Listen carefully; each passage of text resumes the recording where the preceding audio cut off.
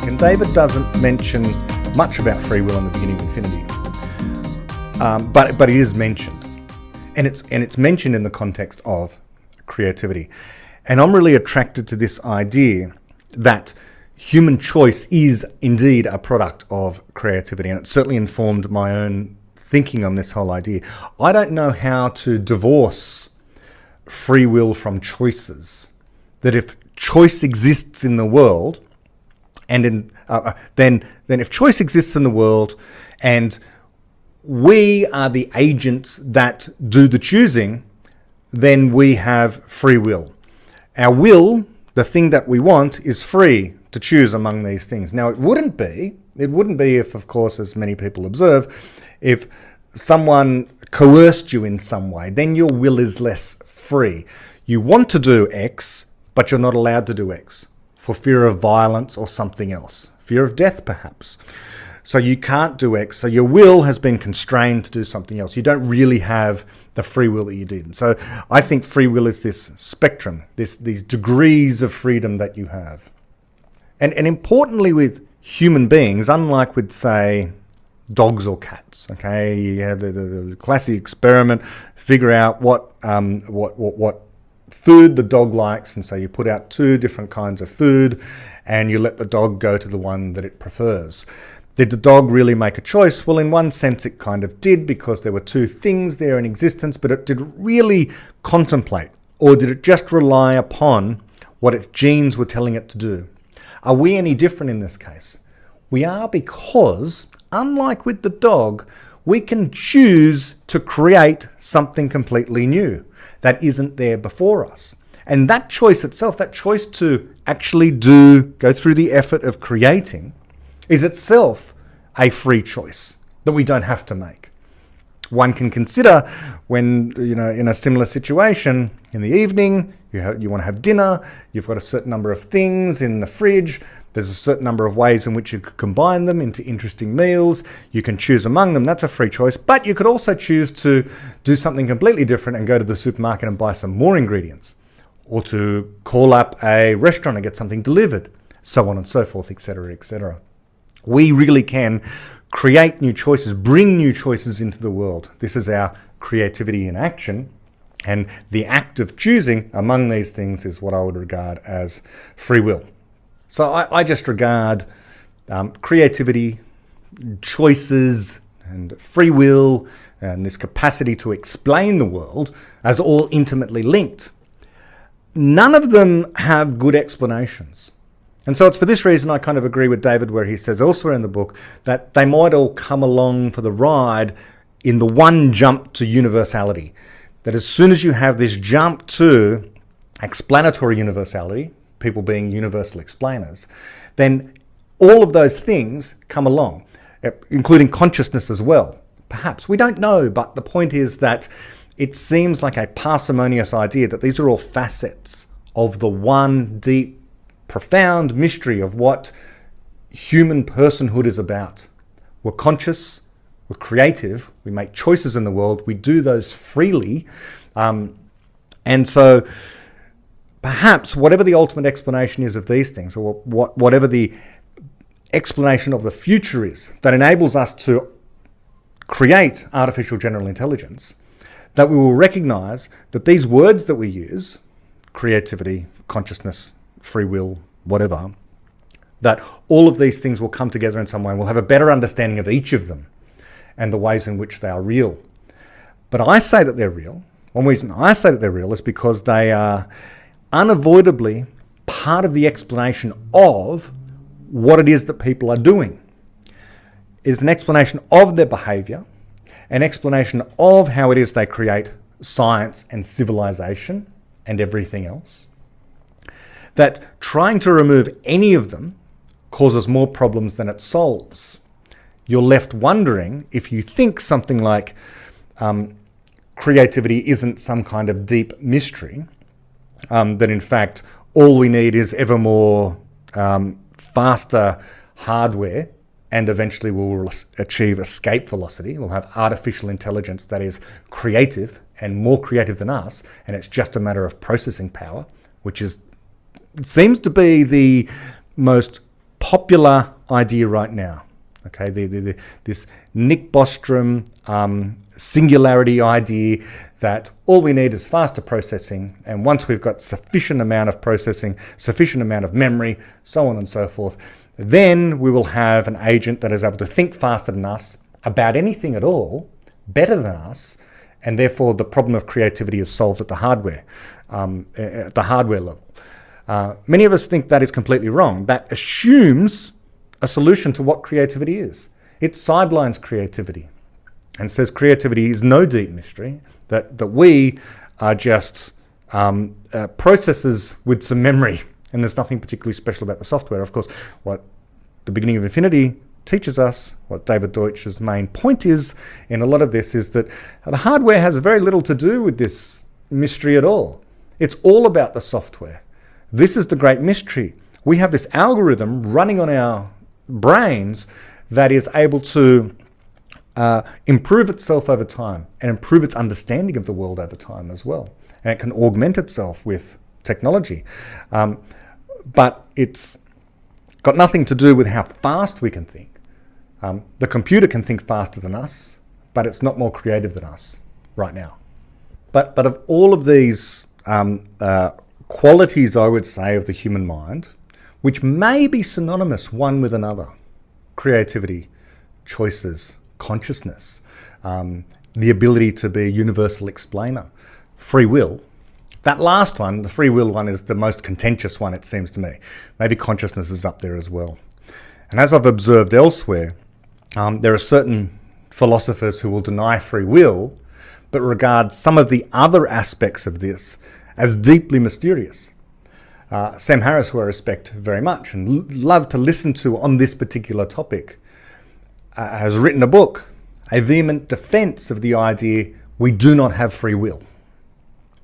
Simultaneously, he also argues that the deepest mystery in the universe, aside from the existence of the universe itself, is the fact that we are conscious. So as he dismisses the free will issue, uprises consciousness as being a profound and deep mystery. And he says that his subjective experience of consciousness reveals to him that free will doesn't exist, that you do not have a subjective experience of consciousness. And here all I can say to that is we would just have to disagree, because I do have a subjective experience of consciousness. Now, if you meditate and clear your mind of everything, it should be no surprise to you that it seems as if you have no free will, because it then seems as if the thoughts are arising unbidden by you. But if you are really trying not to concentrate and actively trying to dampen down your thinking, then of course it will feel as though it'll be a sensation. And this is a theme running through Sam's philosophy, this idea of feelings, that you have the sensation or the experience of not having free will, or the absence of free will. I'm unsurprised that you feel as though you've got an absence of free will when you're not thinking, when you're not trying to think hard about what to choose to do next. But if you try to be conscious of the choices before you, I think that in those moments, and you can be mindful in your conscious experience of the present moment, I think you will find that you can experience the very real sensation of actually having choices in the world, and that you will freely be able to choose one thing over another. But this takes us far and wide away from where I want to go with this chapter. Just to say that almost in any of these debates where people end up at loggerheads about the existence of free will or not, I think we can happily grant to people, okay, I'll agree with you that your form of free will doesn't exist, okay, for the purpose of moving forward and making progress on this particular question. What's the particular question? The deep, profound mystery that almost everyone interested in this topic will agree is there somewhere. So Sam might think, well, it's not there in free will. Okay, fine. It's there in consciousness. Then I agree. I think we need to solve that. That's a really important thing to solve. Now, Daniel Dennett, of course, as many of us, when we've read his book, interpret him to be saying that consciousness is no deep mystery. And so he dampens down consciousness, but what rises up for him is free will. He's a compatibilist, and he says, well, this is a mystery. It's compatible with the deterministic laws of physics, which is my view as well. So it tends to be the case, and Jaron Lanier makes this point as well, that when people deny one mysterious aspect of reality, it tends to crop up unbidden somewhere else in their ontology, what they think reality consists of in some way. And he uses the example of the nature of personhood, that if you dismiss the deep mystery that is what it means to be a person, what a person is, and the fact that a person is, in his words, an infinite well of mystery, which is this idea that tries to capture the fact that we don't have an answer to what a person is. We can't program computers to be people. He agrees with David Deutsch there. He says that people who dismiss that as being some sort of deep mystery tend to find themselves caught up in concerns or confusions about what the present moment means, because the people who dismiss the deep mystery of personhood are often reductionists in the physicalist sense. They see a block universe, as general relativity might say us, that the past times and the future times, as well as the present time, are all just instances of times. There's just times off into the 13.7 billion years into the past and off into the extreme, deep, distant future. But there's no privileged times. Yesterday is just as real as today as tomorrow in this universe described by special relativity, this block universe. All of the times exist in some way, and none of them are privileged. That's the picture we get. It's just your perspective. Okay, if you're on the other side of the universe, then the time that you see is not simultaneous with my time. We get into this deep questions of physics, right?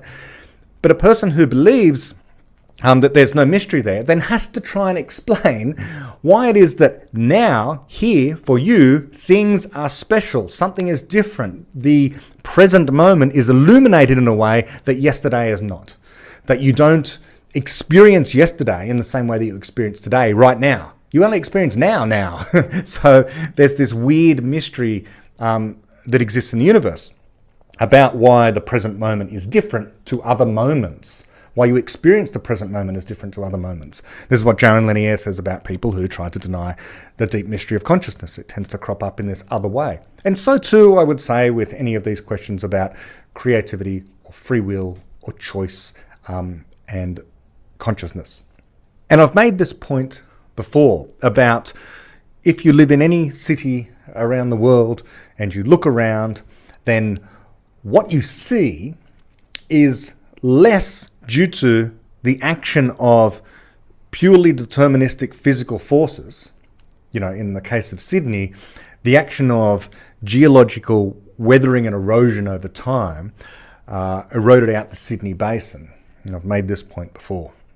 But if you look at the city skyline of Sydney, and I'll come back to this shortly with a specific example, you look at the city skyline of Sydney, trying to use our natural sciences in order to explain what's going on there, the appearance, what we see in this picture of the Sydney CBD, trying to use geology or plain physics in order to explain any of this is going to be a fruitless exercise. You're going to miss the point if you try and use those natural sciences. You need to use the proper explanation. Why does Sydney look like this? Well, the reason Sydney looks like this, and there's a number of buildings there that are prominent, but let's take Sydney Tower there, which is the tallest building, at least as of today, in Sydney. Someone chose to build that thing, and someone chose to design it that way. Someone created the design, and then people came together and freely decided that they would put their efforts into constructing and raising this thing up into the sky. That's the explanation. The geology and the physics kind of by the by. They're the things that the people choose to use, to take advantage of, their knowledge of those things in order to build structures like this.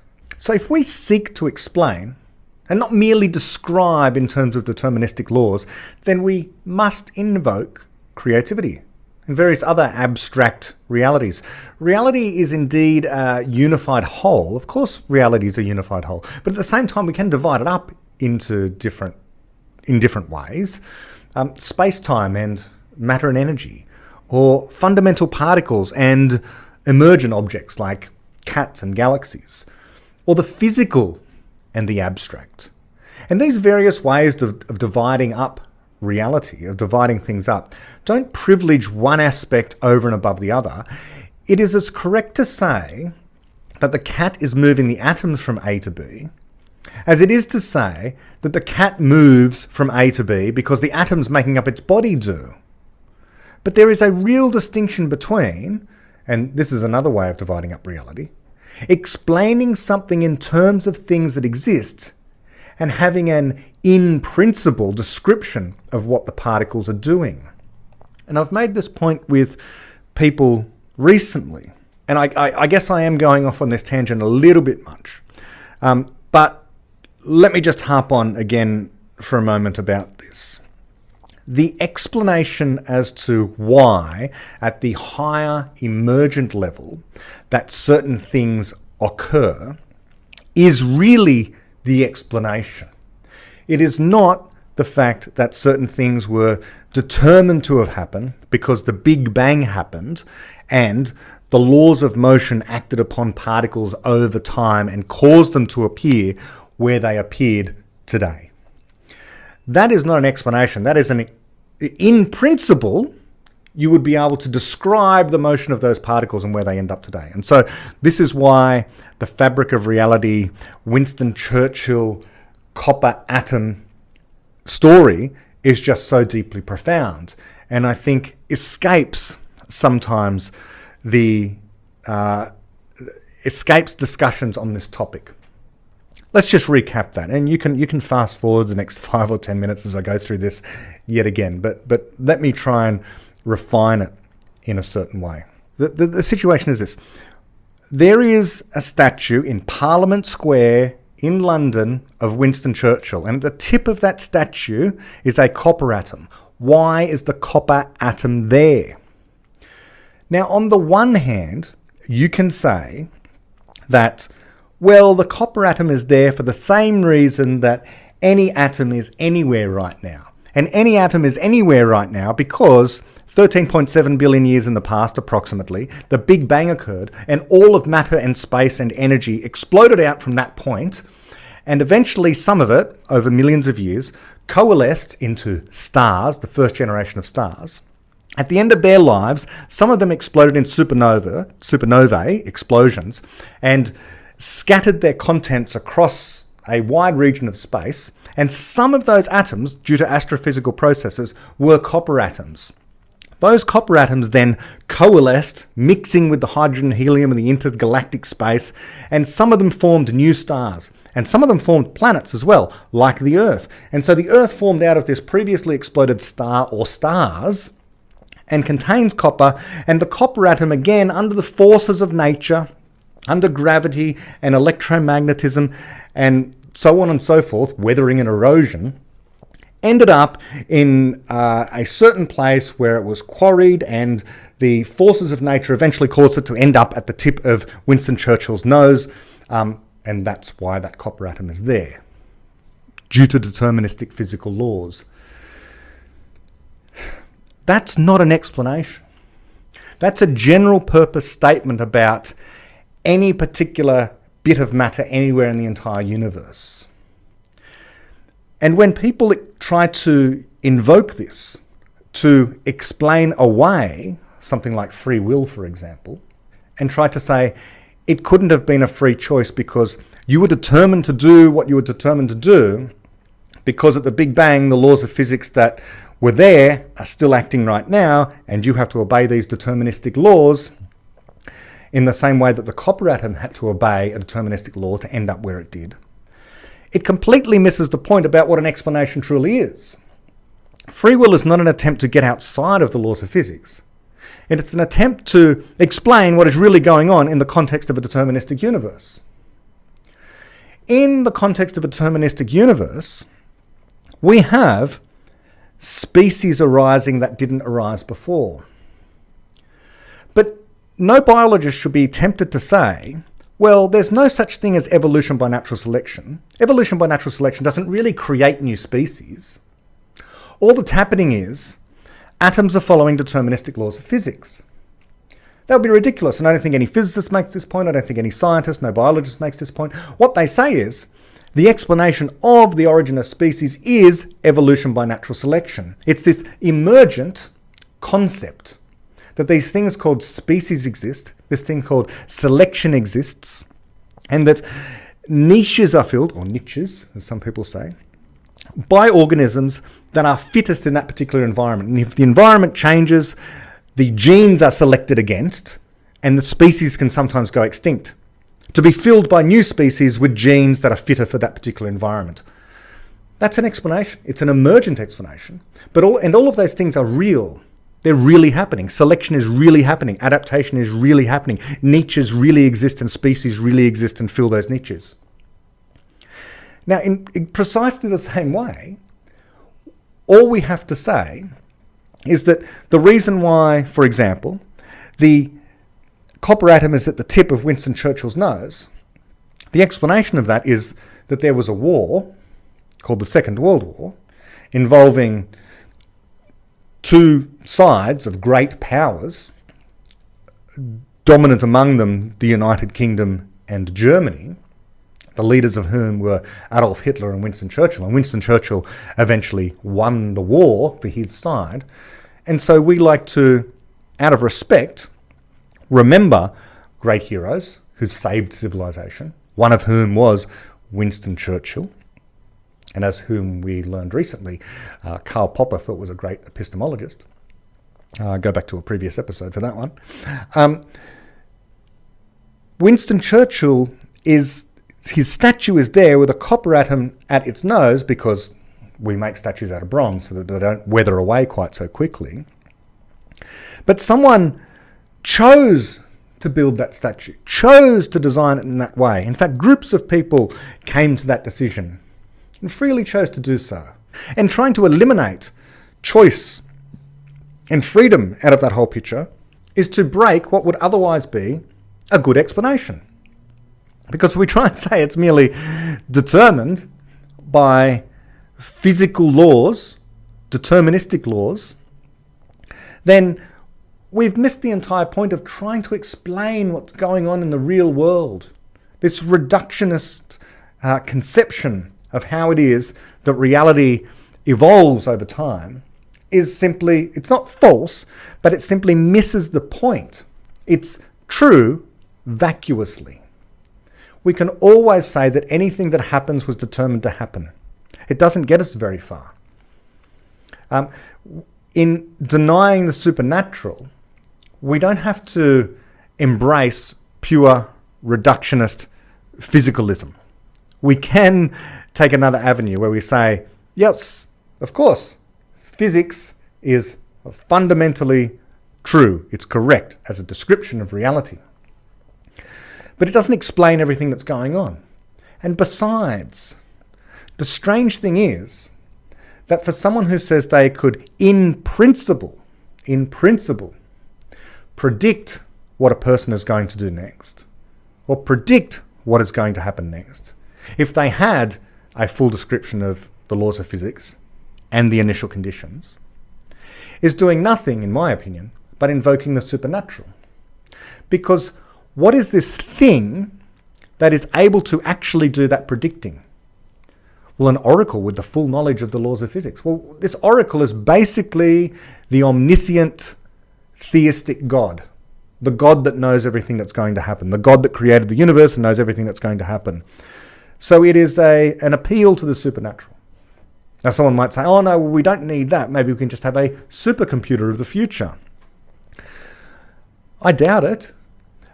This supercomputer of the future would have to calculate all of the different alternatives that could possibly happen in countless numbers of universes. And it would have to know with perfect precision what the initial conditions are at any particular given time, so that it can make this deterministic prediction. But we know from physics you cannot have a perfect understanding of the conditions at any particular time.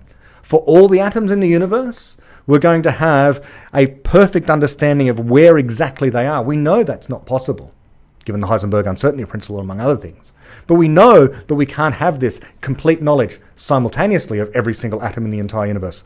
Relativity for another reason. So this idea that we could in principle have this predictive mechanism that would allow us to determine exactly what's going to happen next is itself an appeal to the supernatural. The device required in order to do this would be magical. It would have to have all the qualities that an omniscient creator of the universe would have.